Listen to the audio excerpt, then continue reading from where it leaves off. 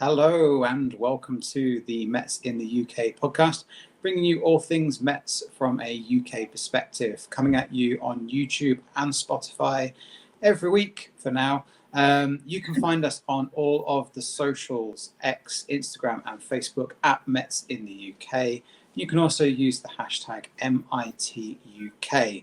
I alluded to it, so I'm just going to get out of the way with straight away, just so I don't want people to miss it at the end of the episode.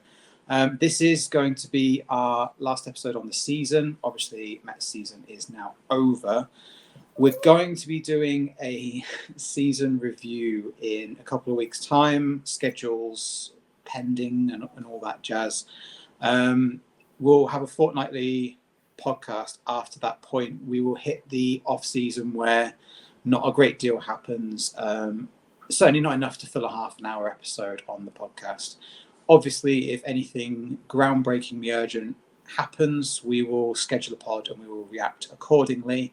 But certainly over the next few weeks, whilst the dust settles on the season and whilst the World Series wraps itself up, we'll be going to a fortnightly podcast on this. Just keep your eyes on the socials. We will post whenever there is a new episode for you to listen to and check out. Alternatively, why not hit that subscribe button? Then you can get all of the latest episodes straight away, direct to you on YouTube, Spotify, or any other good podcasting host. Now, as always, I am joined by my podcasting partner in crime, Toria. How are you doing this week, Toria? I am really good, thanks, Tom. How are you? I'm good. I'm surprised it's really good. Yeah, a bit of positivity. Good. Absolutely, okay. Absolutely. I am content. Content. Ooh. Yes. Okay. So we'll delve right into the NLCS recap element of the show. Obviously, sad faces all round. The Mets season is now officially over. Game 3 was the first one at Citi Field. 8-0 loss to the Mets. LA led the series 2-1. We saw Sevy go 4 2/3, gave up 3 hits and 2 runs.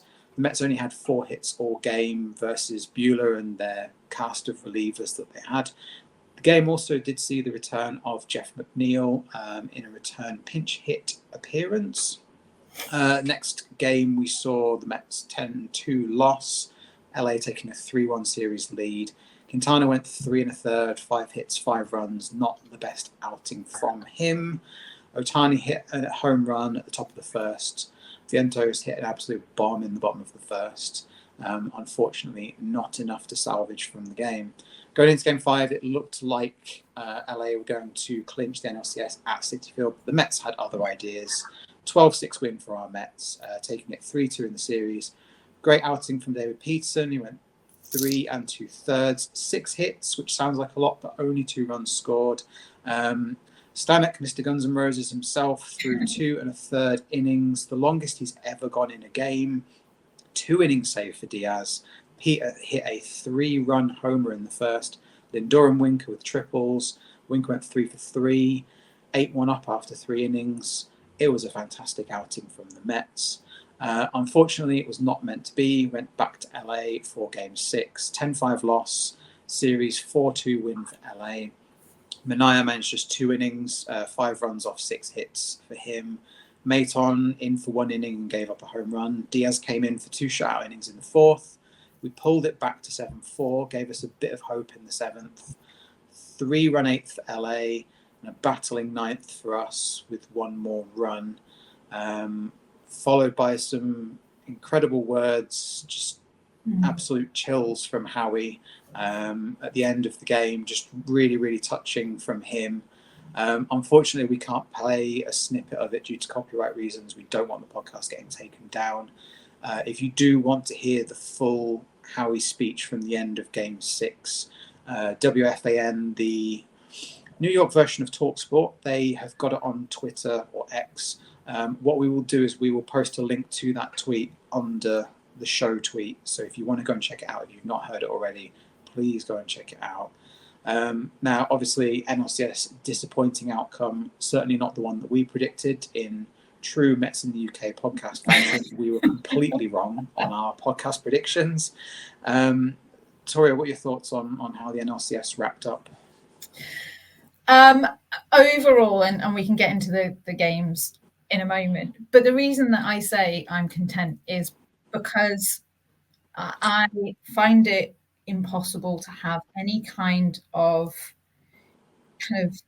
sadness about this year. When it ended, I felt calm. I think I messaged like straight after the game. Normally, I am like emotionally exhausted after a game. I mean, I'm exhausted anyway because it's like 4 o'clock in the morning. But usually, like we've been through the ringer, but I was just like really calm. Just the overriding emotions were just pride and gratitude. And actually, you know, I played the Howie clip before.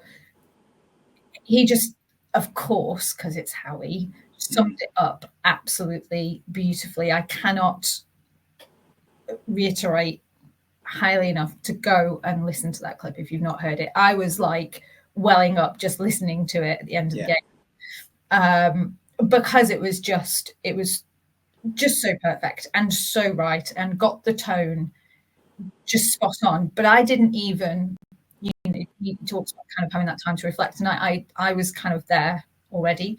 So yes, I want more baseball. Of course, I want more baseball. I wanted to see our Mets in the World Series. I don't for a second think that my contentment and my pride and my gratitude take away from that at all. I would have loved for it to have continued. Yeah. But I can't allow that to kind of supersede all of the other emotions that I have about this year. So I'm not going to. I refuse to be sad about it because it would have been great for us and for the players, you know, for everyone, for it to continue. Nobody wanted it to end. Apart from Fox and ESPN, they were the only ones wanting it to end. Yes, yeah, we can come back to that. But like, there is nothing more that those boys could have done. Now the games themselves, game 3, again, and I said it from the start of the series, it felt like the boys were playing under pressure, and I think that manifested even more so. If you think about how the first 2 games had gone, first game of the series, and it was the first time all postseason we've seen them kind of show any signs of that pressure. You know, the first game in LA was the first game of the championship series in LA. You know, the crowd against them for the most part, and we had a terrible outing. Second game, they were there, they adjusted, they knew that they needed to go for it, and they did. So I think coming home and having that break as well kind of allowed them to almost have like a build up to it. And they know what it means, and they know how important it was and what an opportunity that homestand was. So for me, it felt like they were either too aggressive or too defensive in their at-bats. They made some silly errors. I think that came through in that game more than any other.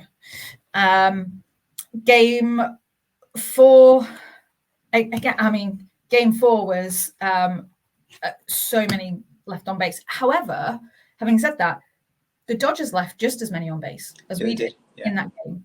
It's just that with runners in scoring position, they drove some in and we didn't. And so they made the most of the they made the most of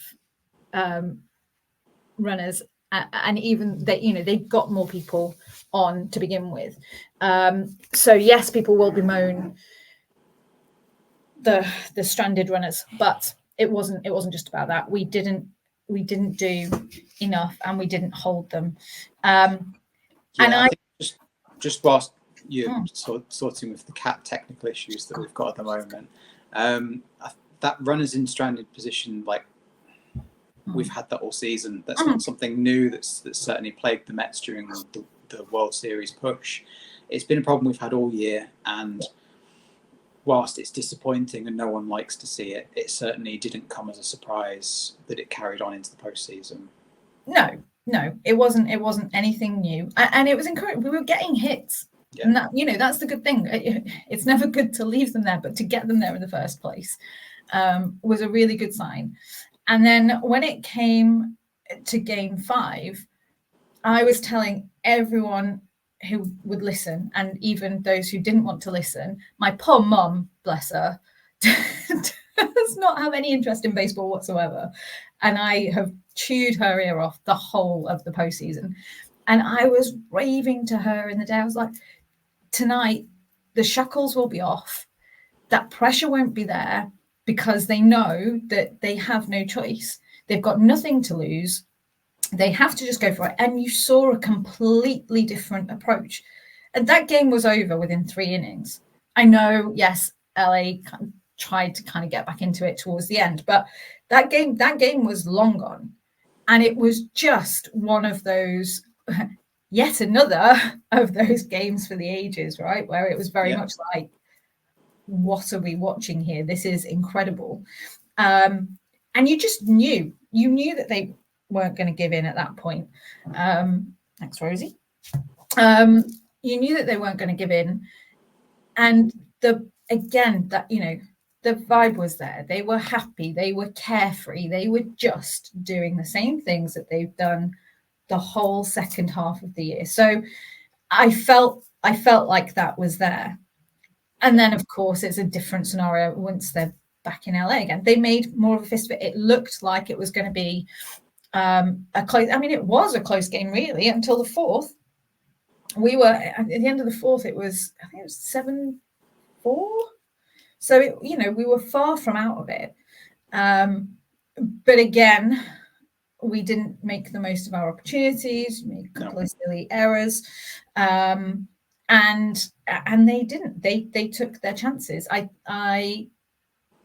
think, and the thing that summed it up for me though is we still scored in the 9th inning of that last game. Yeah, we were still. My Ty, he came up to bat and he was like, "No, I am not being that man. I am not going out." He got on base, and they wanted to just keep going. And so there was almost an inevitability about it. And actually, the Dodgers are the best team in baseball. So there is no shame in losing a series in 6. In fairness, they didn't sweep us. We took them and we fought them. They're the best team in baseball. There is absolutely no shame in losing the series to them. So yeah, I love them. I'm so proud of them. Yeah, I think pride's probably the best word to use really about this team in this year. Obviously, I don't want to spend too long talking about the year as a whole because we've got a whole podcast for that absolutely. in a time where we'll talk about the entire season with the rest of the gang. But yeah, I think all the outpouring of love and support for this team, the number of videos that I've seen that are so far removed from the usual LOL Mets and our same old Mets, and I think everyone's just really got behind this team this year. And it's been said a million times, to see them go from where they were to where they ended up, no one expected it, no one saw it coming, and I'm just glad I've been there to experience the 2024 Mets. It's been a hell of a journey. Like you said, it would have been great for them and what they've achieved to go all the way, or at least make the World Series. But you're coming up against a team that's over $1 billion spent on it. It's got some of the best players in baseball. It's not really a surprise that they've come up short. You can tip your hat to a good opposition. Like you said, we've taken them 6 games. I don't think there's any shame whatsoever in what the Mets have achieved or where they've come up short in the end. So I think probably the best way to wrap up this section really is just to say thank you to the Mets for what's been a truly incredible season, and we look forward to seeing what happens next year, which is a nice segue into the off season and what's going to happen over the coming weeks. We've had a few bits and pieces that have happened already. So we've had some news break around pitcher Paul Blackburn, which you may remember we acquired from the A's in what seems like forever ago. Time has really flown by this season. So Blackburn disappeared sort of around September time, went on to the long IL. There wasn't really much sort of said about why other than back. And then we had confirmation from the Mets the other day. He's undergone a cerebrospinal fluid leak repair. Yeah, doesn't sound Now, I'm no medical expert, but if you've got fluid leaking from your spine, that does not sound pleasant. It does not sound pain-free. So he underwent surgery on that on the 11th of October. The return to play for this type of procedure is 4 to 5 months, according to the Mets. Obviously, we wish Paul a speedy recovery. 4 to 5 months, there will be ramp-up time of that. We're not expecting him to go straight in, especially with a back injury like that. 4 to 5 months will put him around about end of March, beginning of April, before he starts ramping things up. So who knows when we will see him on the mound next. Other news as well, the Fall League is underway. Drew Gilbert has become the first player to challenge a check swing call, and successfully. He was right, so well done to that. We've also today had a David Stearns press conference, which I'm not going to go too in depth on because, again, that's for future episodes and us talking about. Stearns said a lot of things that were quite predictable, sort of talking about how well the team did and changes in the off season, and there wasn't really anything that came out of the presser that made me go, "Ooh, that's a useful sort of nugget of information." Yeah, it was as we expected. We're going to have some more money. We're going to spend the money, but we're going to be savvy in who we go after. Although there was the very much, I think it was the entirety of the player universe is potentially accessible to us. Yeah, that was a very strange use of phrase there. I mean, it's exciting, but at the same time, this is David Stearns, and we know that he's going to be sensible with it. So he's basically saying we can basically have whoever we want, but let's not get carried away. Was my read. And I think, but again, we can, I think we'll dive into that a bit more. Yeah, of course we will. Yeah, I mean, I think with that and Stearns, you never know what's going to happen. He's pulled off some incredible signings this year. With little prep and planning time. Whilst the World Series push has been happening, I've no doubt in my mind, behind the scenes, him and the rest of the front office have been doing lots of legwork on acquisitions and what's next. They're certainly not sat there watching the game with their feet up, waiting for the season to end. Now the season has ended, though, we are in a situation where we've got quite a few free agents for the Mets this year.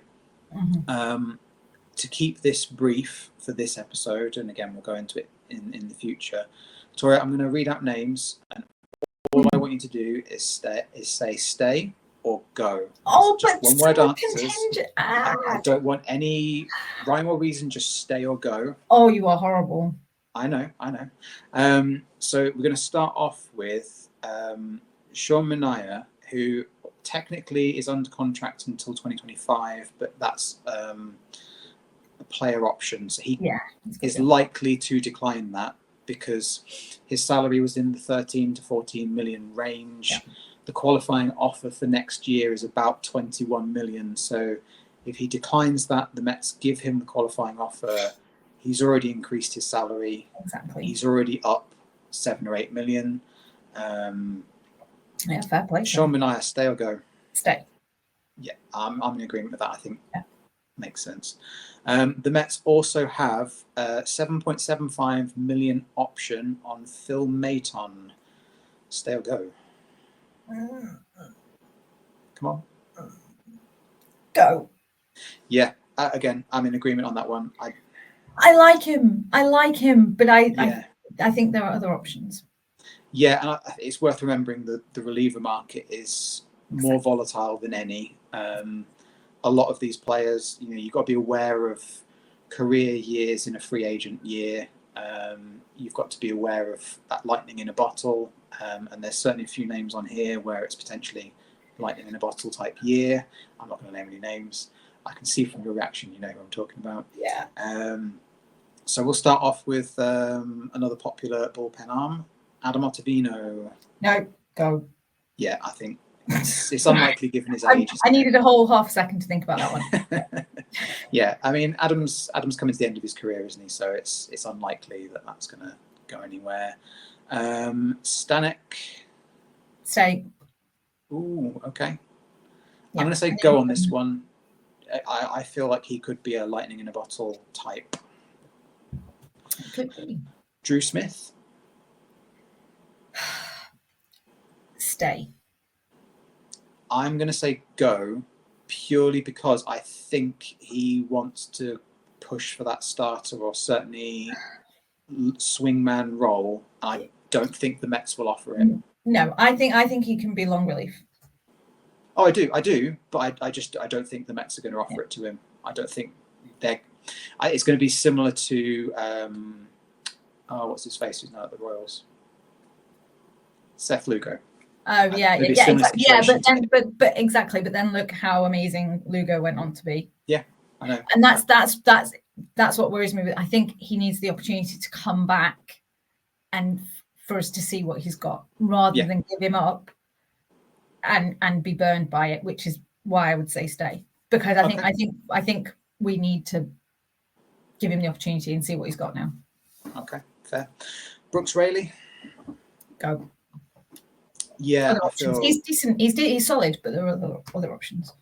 I think as well the injury is going to come into play here. He's missed a lot of game time through injury. It's a risk. There is savings there, but who knows? Still on the pitcher front, Luis Severino. My gut is stay. The only thing when it comes to Severino, ultimately, I know I'm kind of going ahead and I'm going off the stay or go edict, but we've got Manaea, Sevi, and Quintana. They have all been outstanding this second half, and they have all been aces. And in theory, we should keep them all. But they are especially Sevi. They're aging, and we have. There are a few people that are going to be around this off season who potentially could be upgrades. Yeah. And then you've got Senga coming back. We've got Blackburn coming back. We've got McGill, who's currently in the pen. Where do these guys go? Peterson as well, yeah. Peterson, yeah. Smith, Buto, is he going to be happy going in pen? Yeah. So I think I do not envy the decisions that are going to have to be made, because I would happily keep our pitching staff and keep them all healthy, but then you can't accommodate them all. We can't have an 8-man rotation. So there's going to have to be some give somewhere. I'm going to say go. I would slap the qualifying offer on him and see if anyone's willing to offer him more than that. Worst case, he gets something back in return. Jose Quintana. Go. I think of the three of them, he's probably the most inconsistent. Yeah, no, I agree. The first half of the season, I think, has stopped him from getting anything. Even though he was good in the second half, I think the first half. He was. They were all great in the second half, but I think he's just too inconsistent. Yeah. Harrison Bader. I know your answer on this already. I can't be objective when it comes to Bader, so I'm going to pretend I'm American and plead the fifth. Okay, I'm going to say go, purely because of what's coming through the ranks below. I think Bader's done enough to justify a longer-term contract, and I think the Mets won't want to lock someone down in centre field, knowing that we've got talent coming through the farm. Again, he's another one like Severino, qualifying offer, thank you, see you later, and then leave that there. Also in the outfield, Jesse Winker. Stay. Yeah, I would love to see him stay. Yeah, I think he's been great. He's been a great pickup. He can DH and play outfield. Yeah, and I feel with Winker that it's not necessarily lightning in a bottle. He's the kind of person you need around the clubhouse, especially for the dark arts as well. Exactly. Yeah. You need the that attitude. edge. We need that. Yeah. Yeah. Also in the outfield, he's not been mentioned on any of the lists, but DJ Stewart's contract is up at the end of the year. Bye. Yeah. Okay. Fair enough. We're on agreement there. We've also got JD Martinez. Get on that bench as a coach, please. Thank you. We need him around. Yeah, I think as a hitting coach, there's definitely potential there. He's made some interesting comments, if you've not seen, around his future. I think maybe he's considering it as well. Yeah, I hope so. I think, yeah. He's respected. He loves being there. The guys love him being there. It makes perfect sense. Yeah, I think so. Infield, Jose Iglesias, Candelita. How can he not stay? How can he not? There's arguments for and against. I think at very least he needs to be given a minor league contract and the opportunity to be in and around the team. I want him to stay. But I understand that there will be opinions to the contrary. I think he's one of the lightning in a bottle kinds. However, given that the Mets gave DJ Stewart a year after his stunning September, I feel give him a year. He'll take a year. Give him a major league contract for a year. Up his salary a bit. I would have him around again just for the vibes. If he can carry on producing, great. If not, it's only a year. You've not really lost anything. You can always DFA him if necessary. And then, last but certainly not least, Pete Alonso. See, this is the one where there's. We could do a whole show on this. Huh? We could do a whole show on this. We could. I would like him to stay. I would like him to be a Met for life. I've said this before. I'm not saying anything new. There seems to be mutual appetite for him to stay. He is not going to get the contract that he might have got had he taken one in last off season. So if he wants to stay, like he says he does, he said, "I love New York. I love this team. I love playing in Queens." So put your money where your mouth is. Take a lesser deal than you might have had in your head that you deserve. Stay in Queens. Yeah, I think I said something similar to Kelly Franco Throop the other day when she was posting about it, how Aaron Judge took less money to stay with the Yankees. It'll be very interesting to see whether Pete does the same to stay the Mets. Yeah. Word going round. Oh, sorry, go on. I was just going to say. Word going round is 8 years, 200 million is what he's looking for. I don't think that the money is necessarily the issue, especially with the financial flexibility, as Stearns called it. Mm-hmm. I think the years, bearing in mind that Pete is about to turn 30, I think 8 years is long for a first baseman. Typically, that's a position that players decline quite quickly in. Mm-hmm. I feel like if he's going to have to come down on anything, it's not going to be money. It's going to be years. It'll be years. But then he also has DH potential. He does. I'd love him to stay. I think this is one that I can't stick a one-word answer on.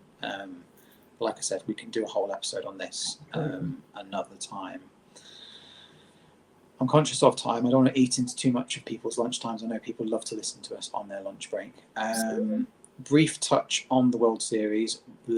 I will not be watching. Will you be watching?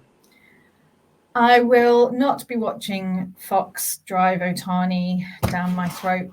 I say that. I won't be keeping myself awake for it. When I inevitably wake up during the night, I'll put it on. I'll catch the highlights. When we get to a clinch game, I will watch. I've done that every year pretty much. I've always booked the time off when it's been clinch time. So I will watch clinch game. But as far as the World Series itself goes, no, inevitably I'll catch some live because but I won't be making special efforts, and unfortunately I won't have Howie and Keith to rescue me from the Fox. Yes. Fest. So I almost said something then, but I restrained myself. Yeah. I think the less that's said about that network and their posts, the better.